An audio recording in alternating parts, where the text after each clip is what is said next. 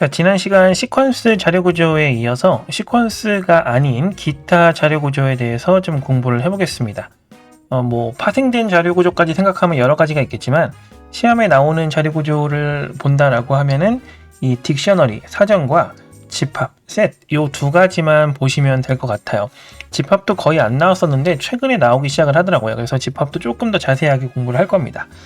자, 딕셔너리를 먼저 볼 거예요. 자, 딕셔너리는 시퀀스형 이런 식으로 이야기를 할 때 매핑형이라는 타입이라고 이야기를 합니다. 이 매핑이라는 거는 어떤 키 값과 매핑되는 값을 찾는 구조라서 그런 건데요. 자, 일단 문법이 이렇습니다. 중괄호 안에 키하고 값을 콜론으로 구분해서 나열을 하는 형태예요. 키 값이 존재하지 않을 경우에는 새로운 데이터를 생성하고요. 키값이 존재할 경우에는 그 해당 키값에 들어있는 데이터를 가지고 오는 그런 형태라고 보면 됩니다. 아래쪽에 코드를 통해서 이야기를 해보면 중괄호가 되어 있고요. 안에 콜론이 보인다. 그러면 이거 사전이구나, 딕셔너리구나 이렇게 판단을 하시면 됩니다. 자, 그래서 이 콜론의 왼쪽 부분, 요게 name이라고 써있는 이 부분이 키고요. 여기서는 age라고 하는 부분이 키예요. 이 키에 해당하는 데이터가 파이썬이라는 문자열과 20이라는 정수가 되겠다. 이렇게 보면 되겠습니다. 얘네들은 시퀀스가 아니기 때문에 인덱싱, 슬라이싱 이런 게 안 됩니다. 그럼 접근을 어떻게 하냐? 바로 키를 기준으로 접근을 합니다. D 하고요. 대괄호 안에다가 키에 해당하는 데이터 값이라고 할까요? 키 값이라고 할게요. 키 값을 적게 되면 요즘 사이트 같은 경우에는 요 위쪽에 없잖아요. 존재하지 않는 경우에는 새로운 키를 추가해서 거기에 데이터를 넣어주고요. 그 다음에 존재하는 키 같은 경우에는 해당 데이터를 찾아가서 20 대신에 30을 할당하는 그런 형태로 데이터가 구성이 될 거예요. 요게 이제 딕셔너리의 특징입니다. 딕셔너리는 접근이라든지 그런 게 그렇게 어렵지 않기 때문에, 그리고 이제 어떤 순서라든지 그런 게 있는 게 아니라서 그런 부분에 대한 함수가 있는 건 없고요. 관련 함수가 없진 않아서 좀 보면은 일단은 키즈랑 밸류즈랑 아이템즈가 있죠. 자, 요거는 이제 모든 요소를 다 가지고 오겠다라는 의미를 가지고 있는데, 키즈면 키 값을 모두 갖고 오겠다라는 거고요. 밸류즈는 데이터만 모두 갖고 오겠다는 얘기고요. 그 다음에 아이템즈는 요 지금 딕셔너리 형태로 구성되어 있는 데이터를 튜플의 형태로 추출을 하는 겁니다. 키와 데이터 쌍을. 여기서 보면은 name과 python을 하나의 튜플로, age와 20을 또 하나의 튜플로 이렇게 묶어서 추출을 한다. 이렇게 보면 되겠습니다. 자, 그리고 get이라는 것도 있는데요. get이라는 경우에는 요거는 요거랑 비슷한 개념이에요. 그래서 데이터에 접근을 하는 건데, 데이터에 접근을 했을 때 데이터가 없는 경우가 있겠죠. 그럴 경우에 기본값을 지정할 수가 있습니다. 그게 이렇게 직접 접근하는 것과 get이라는 함수를 쓰는 것의 차이라고 보시면 돼요. 딕셔너리 자체는 그렇게 어려운 부분이 없는데, 이 보통 딕셔너리는 단순하기 때문에 딕셔너리 안에 튜플이라든지 리스트라든지 또 새로운 다른 딕셔너리가 들어간다든지 그렇게 했을 때 그 구조가 조금 복잡하게 느껴질 수 있습니다. 그려서 하신다든지 좀 논리적으로 접근을 하시는 걸 좀 익혀두시는 게 좋아요.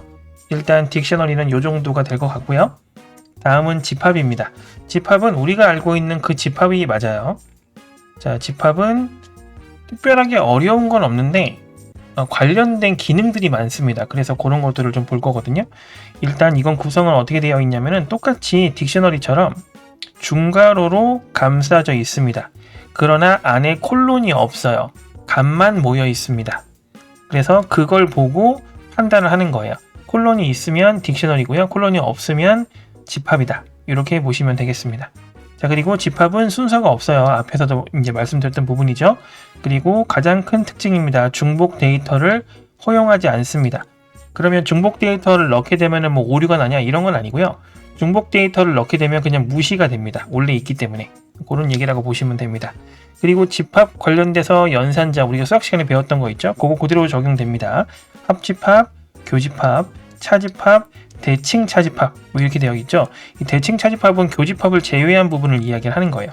어쨌든 이런 것들 연산이 가능하다라는 거랑, 그 다음에 관련된 함수가 또 굉장히 많죠. 일단은 집합을 생성하는 방법, 이렇게만, 예를 들어서 우리가 빈 리스트를 생성할 때 이렇게 하잖아요.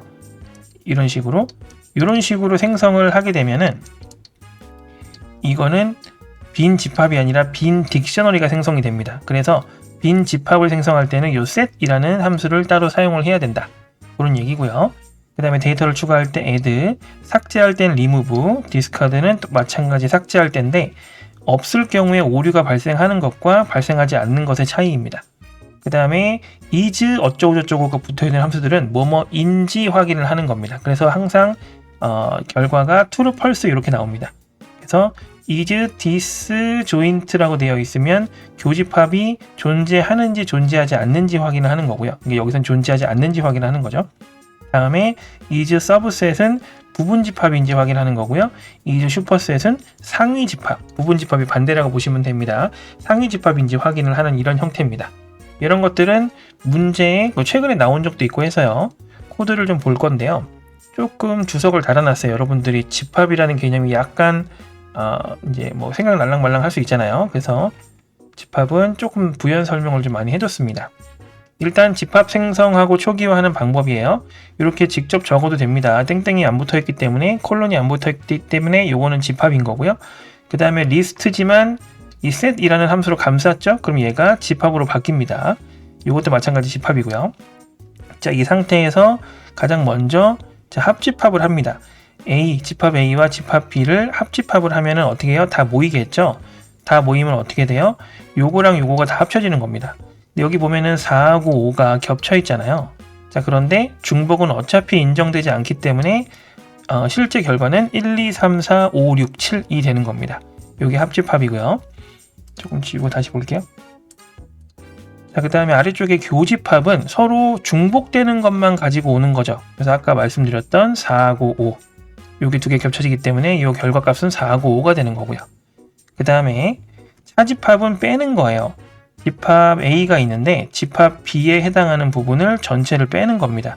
그러니까 마찬가지 4하고 5를 빼주는 되는 거겠죠. 6, 7은 어차피 신경 쓰지 마시고 A에서 이제 B에 해당하는 부분을 빼는 거기 때문에 결과는 1, 2, 3이 되는 겁니다. 여기까지는 대충 이해가 되시죠? 자, 그리고 이제 대칭 차집합도 한번 보면은 대칭 차집합 같은 경우에는 아까도 말씀드렸듯이 벤 다이어그램을 생각해 보면은 이렇게 이제 데이터가 있는 거고 요걸 적어 보면은 1, 2, 3, 4, 5, 6, 7 이렇게 되어 있는 겁니다. 무슨 얘기인지 아시겠죠? 이 집합 요 정도는 알고 계셔야 돼요. 자, 그랬을 때 이제 합집합은 이걸 전체를 얘기하는 거고요. 그 다음에 차집합 같은 경우에는 이쪽을 말했던 거죠. 요쪽을 말했던 거고, 그리고 지금 이야기하는 대칭 차집합 같은 경우에는 이 부분을 제외한 영역을 이야기하는 겁니다. 교집합을 제외한 영역. 그래서 이걸 대칭 차집합이라고 이야기를 해요. 그럼 결과가 어떻게 되겠어요? 1, 2, 3, 6, 7 이렇게 나오겠죠. 자, 근데 제가 지금 결과를 대략 설명을 드렸잖아요. 뭐 예를 들어서 얘는 1, 2, 3, 4, 5, 6, 7이 나올 거다. 얘는 이제 교집합이니까 뭐 4, 5가 나올 거다. 뭐 이런 식으로 설명을 드렸는데 요 항상 숫자가 순서대로 나오진 않습니다. 집합과 딕셔너리는 순서가 없어요. 그래서 결과가 4, 5라고 생각했는데 답이 5, 4였어. 그러면 내가 틀렸나? 이 생각을 하실 필요는 없습니다. 순서는 신경 쓰실 필요가 없어요. 자, 그래서 지금 마지막에 있는 요거에 대한 출력도 1, 2, 3, 6, 7 이렇게 안 나올 겁니다. 이렇게 안 나오고 1, 6, 3, 2, 7 이렇게 나올 수도 있어요. 순서는 관계가 없다. 요소가 다 포함되어 있는지만 판단을 하시면 되겠다. 이렇게 생각을 하시면 되겠습니다. 뭔지 아시겠죠? 자, 내려와서 나머지 추가를 조금 더 볼게요. 자, 이번에는 이제 요소를 추가하거나 제거하는 메소드를 좀 볼 겁니다. 메소드, 뭐 함수, 뭐 이렇게 이야기해도 되는 거 뭐 상관없습니다. 파이썬은. 어쨌든 일단은 10하고 20을 집어넣은 집합이 하나 있고요. 거기에 30을 추가합니다. 그러면 10과 20과 30이 존재하게 될 거고요. 거기에 또 10을 추가하려고 해도 봤더니 중복이 돼 있죠. 그러면 얘는 무시됩니다. 자, 그리고 요소를 제거할 거예요. 디스카드하고 점 디스카드라고 되어 있죠. 20이라고 되어 있어요. 20 보이죠? 20 없어집니다. 그리고 99를 제거하려고 했더니 99가 없어요. 그러면 그냥 무시가 됩니다. 디스카드는 오류가 발생하지 않아요. 자, 그런데 얘는 주석 처리가 제가 해놨죠. 이거를 하게 되면 밑에 결과가 안 보이니까. 얘는 remove 99를 하게 되면 얘 99가 없잖아요. 근데 remove는 오류가 발생을 합니다. 그래서 얘는 더 이상 코드 진행이 안 돼요. 그래서 제가 주석 처리를 해놓은 거예요. 이제 요거 두 개의 차이입니다. 자, 그리고 이번에 아래쪽에 이제 집합 관계에 대한 메소드입니다. 자, is disjoint. 자, 요게 서로소인지 확인을 하는 겁니다. 서로소라는 거는 교집합이 있냐 없냐를 물어보는 거예요. 그래서 집합 A와 그 다음에 9, 10과 서로 교집합이 있냐 없냐를 물어보는 거죠. 지금 집합 A가 이렇게 생긴 거거든요. 이게 제가 위치로 적어놨어요. 이쪽이 안 보여서 1, 2, 3, 4, 5가 들어있는 집합 A인데 거기에 9하고 10이 존재하냐를 물어본다고 생각하시면 될 것 같아요. 안 존재하죠? 그러니까 서로 소예요. 서로 교집합이 없습니다. 그러니까 true가 나옵니다. 교집합이 없는지 확인을 하는 거예요. 자, 그 다음 밑에 이제 부분 집합의 관계를 확인합니다. 이제 집합 C가 집합 B의 부분 집합인지 확인하는 거예요. 집합 C, 너 지금 집합 B에 대해서 부분 집합이니? 이렇게 물어보는 겁니다. 집합 C가 5, 5, 6이고요. 집합 B가 4, 5, 6, 7이니까 5, 6이 존재하죠. 얘가 안으로 쏙 들어갈 수 있죠? 그러면 C는 B의 부분 집합이잖아요. 그래서 true가 되는 겁니다. 자, 반대로 이번에는 상위 집합인지 확인을 하는 거예요. 자, 집합 A가 1, 2, 3, 4, 5가 이렇게 들어가 있어요. 이 1, 2, 3, 4, 5가 이 C에 대해서 상위 집합인지 말 그대로 이 C를 품어줄 수 있는지를 물어보는 겁니다. 자, C는 5하고 6이죠. 5는 존재하지만 6은 존재하지 않아요. 그렇기 때문에 이 안으로 들어갈 수가 없죠. 그렇기 때문에 상위 집합이 아닙니다 라고 이야기할 수 있는 거죠. 그래서 펄스라는 결과가 나온다라는 겁니다. 자, 이런 결과도 이제 true, false에 따라서 결과가 달라질 테니까 기억을 해둘 필요가 있겠죠. 아직 이 정도까지 문제로 나온 적은 없는데 어쨌든 집합 관련된 문제가 점점 나오고 있기 때문에 이 정도까지는 공부를 해두시는 게 좋을 것 같아서 이 정도까지 정리를 해봤습니다. 자, 다음 시간부터는 제어문에 대해서 또 이야기를 해보도록 할게요. 자, 고생하셨습니다.